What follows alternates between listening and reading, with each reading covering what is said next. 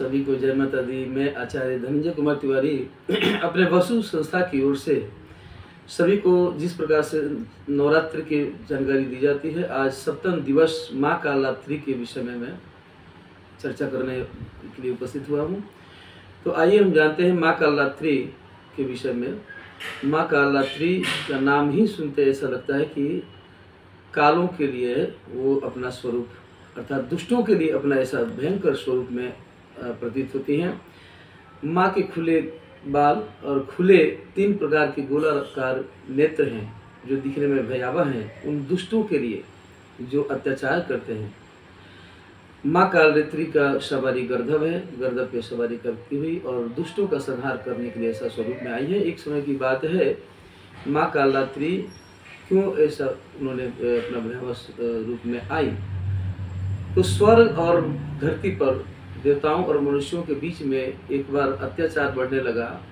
उन अत्याचारियों के शुंभ निशुंभ और रक्तबीज इत्यादि दैत्यों के द्वारा उन दैत्यों का नाश करने के लिए देवताओं और मनुष्यों और ऋषियों की प्रार्थना के उपरांत माँ दुर्गा की प्रार्थना की गई और वो रक्त बीज का संहार करने के लिए उन्होंने शुंभ निशुंभ का वध किया और रक्त बीज का जैसे ही वध करने के लिए उद्यत हुई, जैसे भी उनका सर धड़ता था, उनके रक्त के एक एक कण से एक एक शरीर का निर्माण होता जाता था।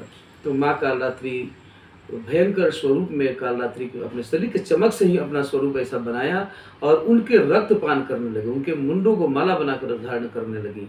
इसलिए मुंडमाला भी उनको मुंडमालिनी भी कहा जाता है और शुभांकरी भी है, वो शुभ करने वाली है, अपने भक्तों को शुभ फलदायी देने वाली है, इसलिए शुभांकरी भी है।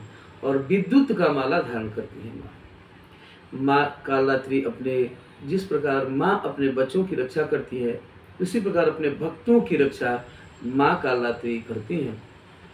जो सौम्य रूप से उनकी आराधना उपासना करता है उसको सौम्य रूप में उसे प्राप्त होते हैं। जो तांत्रिक विधि पूजा करते हैं उनको उस स्वरूप में वरदान देती हैं।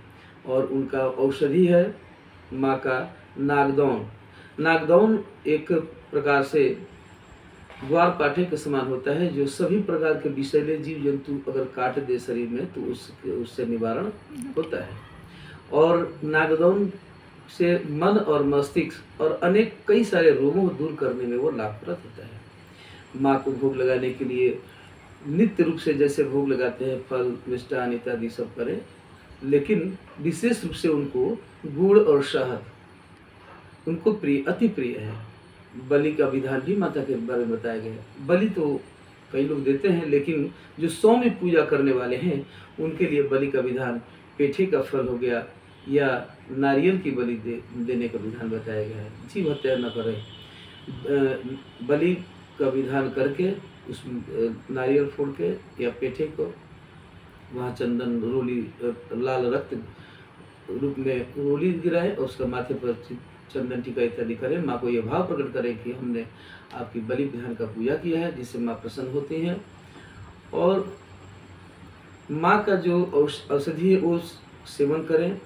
यदि ऐसी स्थिति बनती है कि हम माँ को मनाने के लिए उनको विशेष रूप से जो फूल है अड़हुल का फूल अति प्रिय है, तो सप्तमी के दिन माँ कालरात्रि को अड़हुल का गुड़हल का पुष्प से बना हुआ माला अर्पण करें। माँ इससे भी बहुत प्रसन्न होती हैं। माँ के बारे में तो अनंत कथाएं हैं, लेकिन माँ कालरात्रि के विषय में इतना हम संक्षिप्त जानकारी देकर आपको पुनः विदा लूँगा। मैं आशा करता हूँ कि हमारे द्वारा बताए गए इन प्रयासों का आप लाभ प्राप्त करेंगे और आपके मन में जो जिज्ञासा हो हमसे प्रश्न पूछें ताकि हम आगे का प्रयास जारी रखें। पुनः सभी को जय माता दी।